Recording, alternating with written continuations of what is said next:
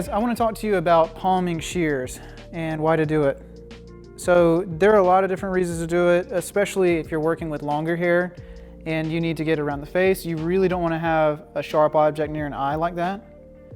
So palming the scissors is kind of a safety thing, but also for me, it's just like kind of a utility thing.